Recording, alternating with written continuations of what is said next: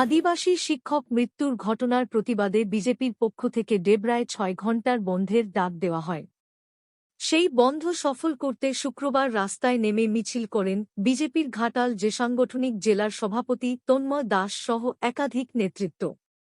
মিছিলে অংশ নেন বেশ কিছু কর্মী সমর্থকরা। অভিযোগ, মিছিল চলাকালীনই পশ্চিম মেদিনীপুর জেলা পুলিশ হঠাৎ অভিযানে নেমে তন্ময় দাস সহ প্রায় ১২ জনকে আটক করে। আটক বিজেপি কর্মীনেতাদের নিয়ে আসা হয় মেদিনীপুর কোতোয়ালি থানায়। পুলিশ সূত্রে খবর, বন্ধ চলাকালীন আইন শৃঙ্খলা রক্ষায় সমস্যা তৈরি হতে পারে, এই আশঙ্কায় তাদের আটক করা হয়েছিল।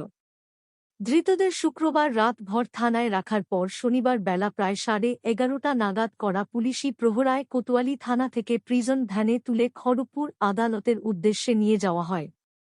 ঘটনার জেরে রাজনৈতিক মহলেও চাঞ্চল্য ছড়িয়েছে। বিজেপির দাবি, আন্দোলনের কণ্ঠরোধ করতেই নেতৃত্ব ও কর্মীদের আটক করছে পুলিশ। অন্যদিকে প্রশাসনের বক্তব্য, আইনের শৃঙ্খলা রক্ষার স্বার্থেই এই পদক্ষেপ নেওয়া হয়েছে।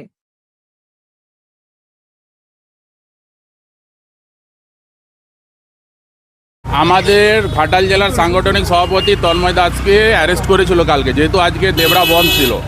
আজকে ডেবরা বন্ধ যাতে ব্যর্থ হয় তাই জন্য গতকাল থেকে আমাদের 15-20 জন কার্যকর্তাকে অ্যারেস্ট করে রেখেছিল, তার মধ্যে জেলা সভাপতি অন্যতম। তো রাখার কথা ছিল ডেবরা থেকে নিয়ে এসে গতকাল রাত থেকে কোতোয়ালি থানায় রেখেছিল।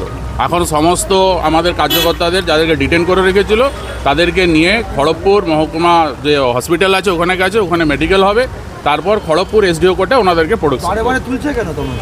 বিজেপির বাড়বাড়ন্ত রাজ্যে যে দুর্নীতি তার বিরুদ্ধে মানুষের যে জাগ্রত, তাতে ভয় পেয়েছে মমতা ব্যানার্জি। সামনে এসআইআর, সমস্ত ভুয়ো ভোটার, ডুপ্লিকেট ভোটার, বাইরের রোহিঙ্গার নাম সব বাদ যাবে।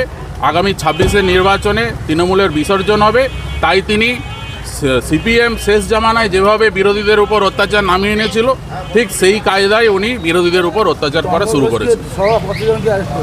মোট 12 জন আছে, ডেবরা থেকে তুলেছে।